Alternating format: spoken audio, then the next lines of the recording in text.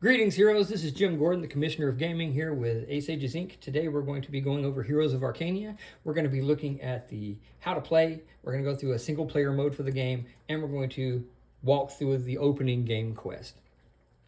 Now, we're going to take for granted in this video that you have either already watched our video on how to set the game up.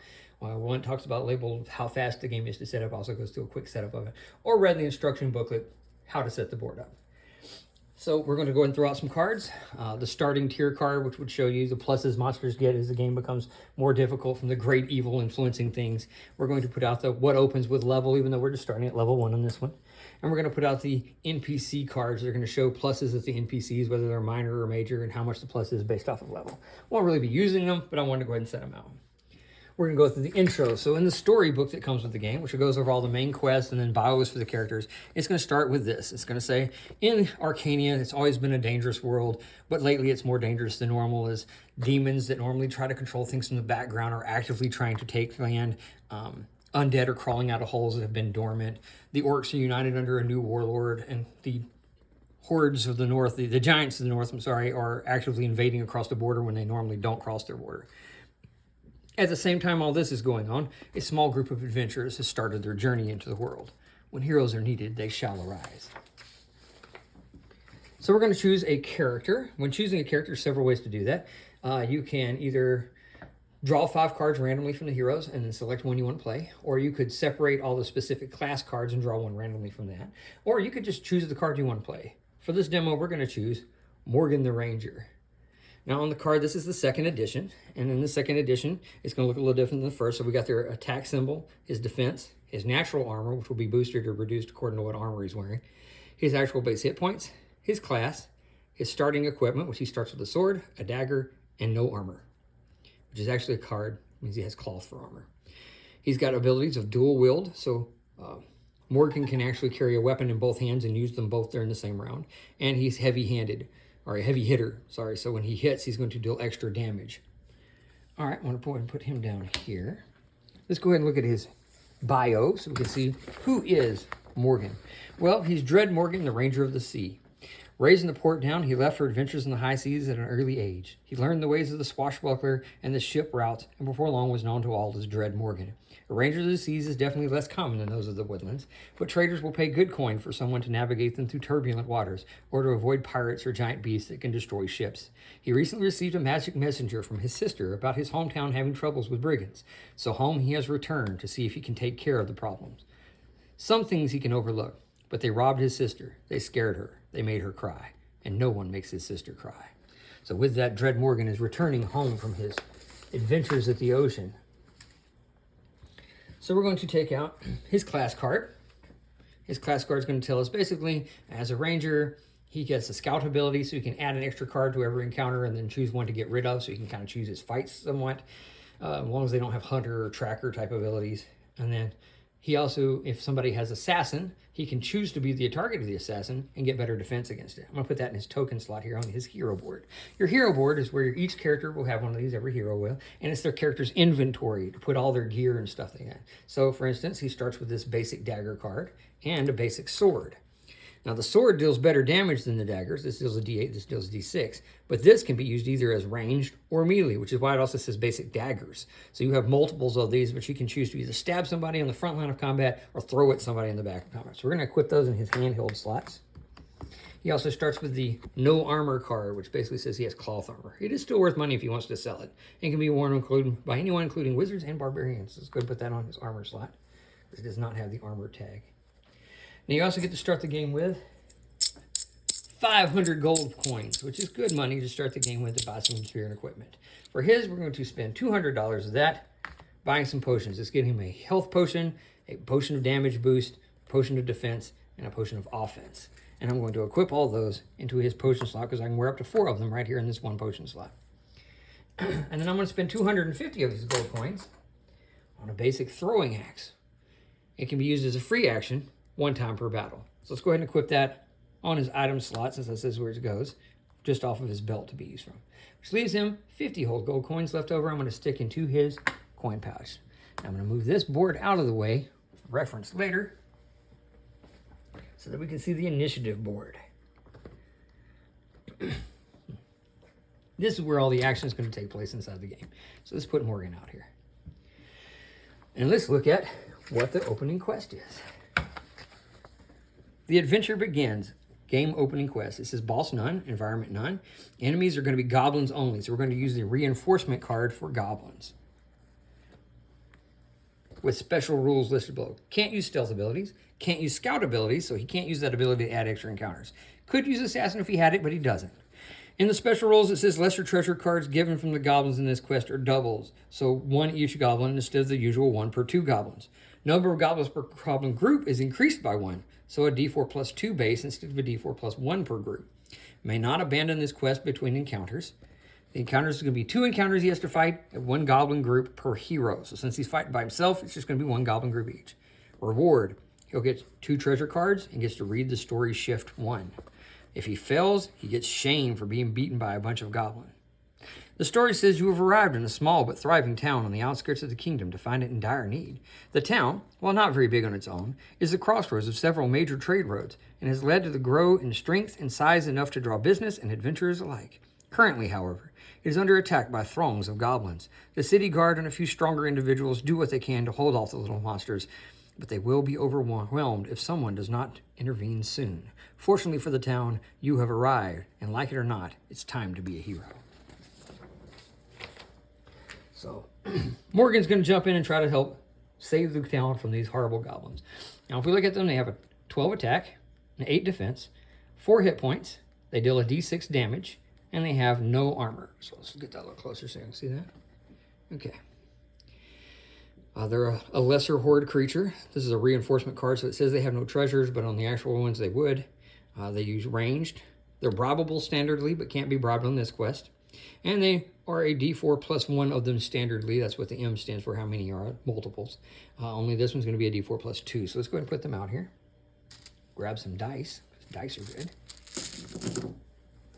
I want to separate these out. They're going to be color-coded inside the book, so it's easier to find.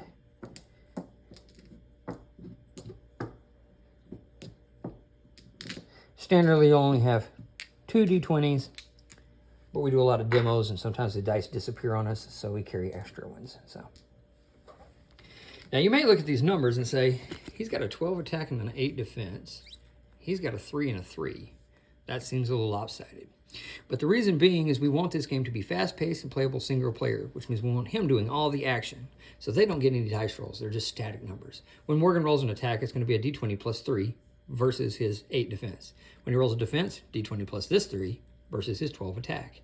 It's a meter beat system, so as long as his totals meet or beat these numbers, then he'll be successful. Let's go ahead and put it out. Even their initiative and the goblins is just his defense number. So he moves at an 8 because he has an 8 defense. So I'll go ahead and put that out here. Morgan, however, is going to roll for his initiative. He's going to roll a d20 plus his base defense number. Now, equipment and items and stuff he has to add to defense will add to defense, but not initiative roll. So I rolled a 16 plus 3. That's going to put him in a 19. So I'm going to move these goblins down a little bit. I'm going to put him right here. And I'm going to put him. It doesn't go up to 19, so past that we just put the high mark. He's moving pretty fast. All right, and let's roll to see how many goblins he's fighting. His first encounter of this quest. I rolled a 3, so he's going to be fighting 5 of them. So what we'll do is these are hit point / damage tokens, and you will notice that they say that's a 1 hit point / damage. And so they're placed on the creatures to show how many hit points they have, so we can see how much damage we got to do to get rid of one. And we only put them on the hero as he takes damage, so we can see how much he needs to be healed for. So they have 4 hit points each, so each stack is going to represent 1 little goblin. He's got to fight 5 goblins. Normally I stack them to this side of the board because the board goes this way a good bit, but the video is not picking that up, so I'm going to stack them off to the side here. There's his 5 goblins. They're all ready to fight him. He, however, has the initiative, so he's going to get to go first. On his turn, he's going to get a base action and a free action if he has something applicable. On his base action, he could throw that hand axe he's got. He could throw a knife. He could stab with his dagger. He could stab with his sword. Or if he had any other items or such that could be used as it. Now, he also has dual wield, so as long as he has a different weapon in each hand, he can use both of them. So he's going to use his sword on one hand and his dagger on the other and make a swing with both. let's go ahead and do his base attack with his sword. Now this attack plus is his base plus, so it adds to everything. So on his sword, when we look at it, it says it does a 0 attack for a d8 damage. So I'm going to roll a d20. 2 plus 0 plus 3 is a total of 5, which does not meet or beat 8, so he missed. We're going to do the same thing with his dagger. So 0 plus 5 plus 3 is 8. So he did hit with that. It says it deals a d6 damage, plus he has heavy hitter, which deals a d4 extra. So on that dagger, he's going to hit with a total of 6 damage. They have no armor, so nothing reduced it. So he takes 6 points, only has 4. He killed 1 goblin. There's 4 left. I didn't go over these lines either. On the new board, there'll be 4 of these lines, so there'll be a space right in the middle, just big enough to put this token. And then what you have is frontline and backline combat. So melee fighters, like Morgan here, will be on frontline. He could choose to go backline and throw his dagger or throw his axe, but then he wouldn't be able to use his main sword attack. So he's better up on front. Whereas creatures like this goblin that have a bow, they're actually backline. For this fight, it won't matter. There's nobody melee in front of him, so he can just move right past it, on up to this line, and fight these guys. Had these guys had something like, say, a skeleton warrior with them who uses melee, Morgan would have to use his melee attacks on that thing before he could get to him. Now, he could bypass it entirely by using ranged attacks such as his axe or dagger. But if he wanted to melee attack them, say with his sword, he'd have to kill the melee guy first. All right, so we've attacked with our sword and missed. We attacked with our dagger and hit. Let's go ahead and use that throwing axe he has. That throwing axe says it can be done as a free action, so you get 1 free action per turn. But this one says it can be done 1 time per battle. So he's going to choose this as his free action for the turn. What he's going to do is on his hero board, he'll tap it, or he can flip it over upside down to show that he's thrown it, which means he won't get it back until after this combat before we go to the next encounter. Basically, he throws it after this encounter before he moves to the next one. He'll pick it back up and untap it. So let's go ahead and make an attack. D20. I rolled a 10 plus nothing, but this is base attack adds to everything. So we got a 13. 13 is definitely meets or beats 8, so he's going to hit. Damage on this D6. Heavy hitter adds to any attack he makes. Like if he learns to cast spells later, it'll still add to that. So he's going to deal a total of 6 plus 1, 7 damage, minus nothing, 4 hit points. Another goblin goes down. And we'll put this back on his board tapped. Put my sword and dagger back too. He's out of actions. The only thing else he could do is use a healing potion right now if he needed to, but he doesn't need to, so he's not hurt. So let's go ahead and go to their actions. So for them, I'm going to roll an attack, but really what I'm rolling is his defense. So he'll make all these rolls. I'm going to roll, let's use blue for defense. Seems like I ought to. I'm going to go 14 plus 3 is 17. His attack is a 12, so as long as I had a 12 or better, it missed, so that one missed. Let's roll the second one. 14 plus 3 is 17. He missed. Nat 1. Okay, Nat 1s and Nat 20s. When I roll a Nat 20 on defense, I defend regardless of what the thing's attack was and what my total would have been. Likewise, if I roll a Nat 1 on attack, I automatically miss regardless of what our totals are. When I roll a Nat 20 on my attack, you automatically hit and you automatically deal max damage of all the dice that would be combined together. For instance, if he rolled a Nat 20 on his attack while wielding his sword, that deals a D8. His heavy hitter adds a D4, so he would deal a total of 12 without having to roll. When you roll a Nat 1 on your defense, though, that's a critical failure, which means this goblin has critically hit him. And he will deal double whatever I roll on the dice, which means if I roll low, this won't hurt too bad. If I roll high, this could be potentially game-ending. I rolled a 2. Morgan's going to take 4 damage. Now we look at his armor. He's got nothing base. And his armor he starts with says no armor, cloth, or robes. So he's wearing cloth armor. It has no armor either. So Morgan's going to take the entire full 4 points of damage. That was all 3 of their attacks. Now we move on to his turn again. He's going to attack with his sword. 3 plus 3 is 6. He missed. He'll attack with his dagger. Nat 1. He missed. Their attacks. I'm going to roll all 3 at once. Basically, I'm just rolling 3 attacks. So Nat 20, I definitely defended that one. 19 plus 3 is way better than 12, so he defended that one. 13 plus 3 is better than 12, or meets or beats 12, so they all 3 missed. On back to his attack. Swings his sword. Nat 1, he missed. His dagger, 18 hit. 4 total points of damage, which is exactly what they got, so he killed 1. Now I just got to roll 2 defenses. A 6 and a 7. They both hit me. For a total of 6 damage. So I'm going to add 6 more points of damage to me. My total hit points are only 18. I'm at 1, 2, 3, 4, 5, 10. He's starting to get hurt. It is Morgan's turn. So the first thing I'm going to do, let's look at our potions. One of the potions we took and purchased was a healing potion. It says I can use free use, so not free action, free use 1 per turn, which means I can use 1 healing potion every turn on my turn for no action, but I cannot use more than that even if I had more. So on his turn, he's going to go ahead and use one of these, heal himself for 4 hit points. It's a little better. He's back in the action at least. Now we're going to make those attacks. My dagger, so an 8, which hit. Well, I started with the dagger, which is what it said, so. Which is going to deal 6 points of damage, and he kills one. My sword, that finally hit. Okay, been missing with that sword a lot. So. 7, 8, 9, 10. He killed that one as well. He's taking out his first encounter. He's still wounded. He'll have to go to the second encounter wounded. But first, he's going to get some treasure. Now, I caught 5 of them. So I'm going to get 1, 2, 3, 4, 5 treasure cards. Normally, I would have only gotten 1 per 2, which means I would have gotten 3. But since we fought 5, and this one's special rule says we get 1 per, we're going to get 5 cards. These are actually from the first edition, so as I flip them over, they're going to say low on it. The new one doesn't say low. That was just something in the first edition to make sure we didn't shuffle it back into the wrong deck. The new ones have the borders, just like he has a blue border, and he has this striped border represent this as a reinforcement card. These lesser treasures would have a silver border. That says draw 1 random potion card. So I'm going to shuffle the potion deck.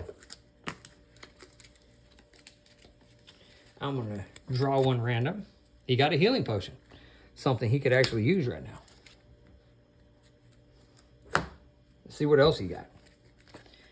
Gold coins, D6 times 50 gold pieces. I rolled a 6, so he's going to get 300 gold pieces. More gold coins, rolled a 1, so he gets 50 gold pieces. More gold coins, I got a lot of gold coins today. 150 gold pieces. And a treasure card. So this is the one where we get to trade it out for real treasure cards. He got the Caustic Spellbook.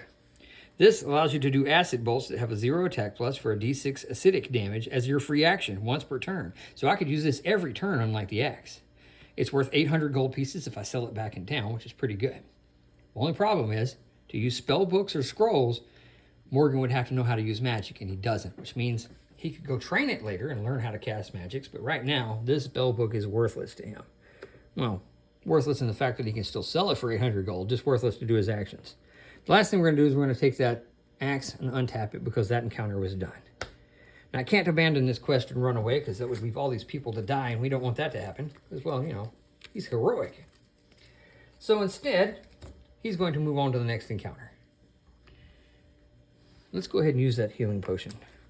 He had a second healing potion. Let's use that. Heal him up for 4 points. Now he's only hurt 2. That looks a lot better, right?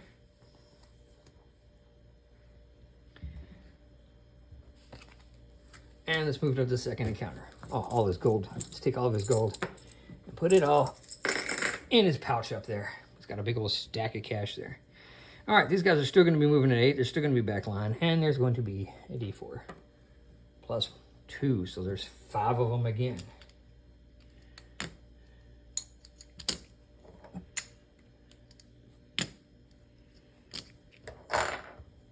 You'd think a bunch of goblins would be an easy fight, but it's really not, is it? Let's go ahead and lay out the treasures, too. 1, 2, 3, 4, 5. These are going to be the treasures we get off of them if we win. Turn those sideways right there. Well, you can't see them there. Let me put them back. Right there. That works. Well, you can see all the treasure you're going to win. Now we got to roll for initiative for him. 5 plus 3 is 8. So he's actually moving the same speed they are. Now, in the event of a tie, hero side always goes before monster side. There's also some rules on that if you ever like have people on the same side. Melee goes before ranged. Ranged goes before magic. If all that's the same, then whoever has the highest actual normal defense plus would go before the other one.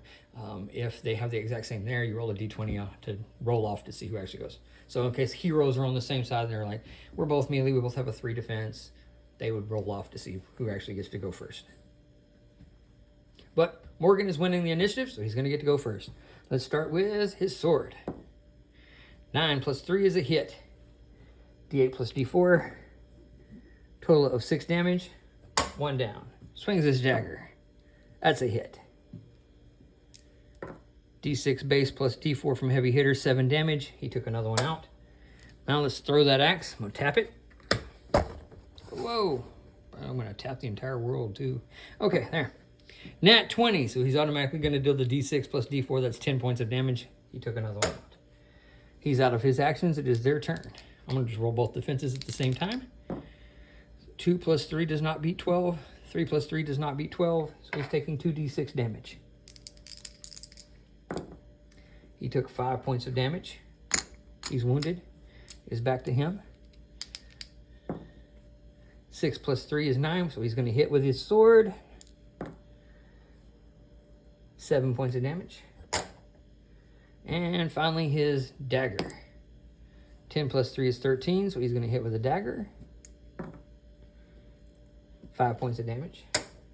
He took them out. He has won his second encounter and thus the quest. So he's going to get this treasure off of winning the encounter. And then we can look at, if we remember, the actual quest said he would also get 2 treasure cards. So I'm going to deal out 2 treasure cards. Let's see what all he won. Worthless junk. Oh, wow. Probably something to somebody, one of them goblins, but nothing to poor old Morgan here or anyone else. I got a 4. So he's going to get 200 gold coins for that. Ran out of coins, I'd grab some more. He's got another treasure. More gold coins. 50. And finally, more gold coins. Another 200 bucks. So we'll take these, chunk them to the side. We'll trade that one out for another treasure card. He's got the Nexus ring. Put all this money over there. Nexus ring says it halves his hit points. Gives him a +2 attack and +d6 to his damage. Now, on the second edition, these cards would have the same symbols as all of these symbols to show where that goes. He could choose to equip this or sell it for 800 gold pieces. Let's go ahead and equip it for now. Let's see what else he wants. The Ring of Dragon's Breath. 1 time per quest. It can hit everybody. It says hits all. In the book, it explained it better. The new second edition has the explanation on the card instead of having to look up rules in the book that tell you actually it aims at a specific initiatives and it hits everybody at those initiatives. Say I could aim at like initiative 9. It would hit everybody at 8, 9, and 10. Won't hit friendlies, which is cool. So 1 time per quest, you can make an attack to 3 initiative areas with a 4 attack that deals d8 fire damage at range. So it'd be really handy to take down a lot of goblins or wolves or whatever else comes in large packs. It is worth 1,200 bucks if I wanted to take it back and sell it. I'm gonna put that there too.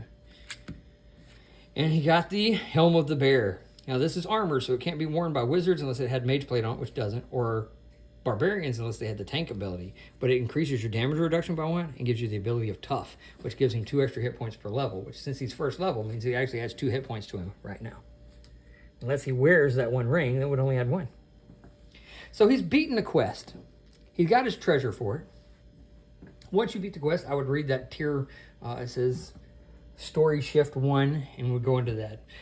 We're going to skip that for now. Instead, we're just going to show you what happens when you complete a quest. When you complete a quest, first thing you do is heal. Healing is always good.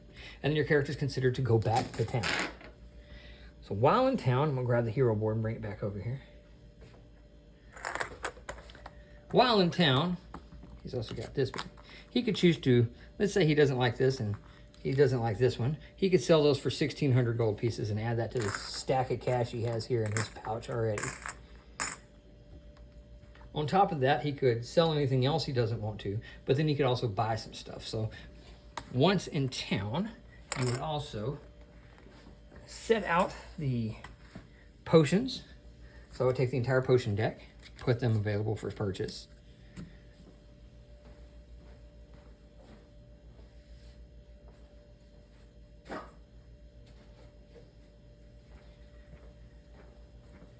You would take the basic item deck, put it out for purchase, which has all kinds of items, equipment, weapon and armor upgrades, shields, animals you can purchase, spells you can purchase, and things.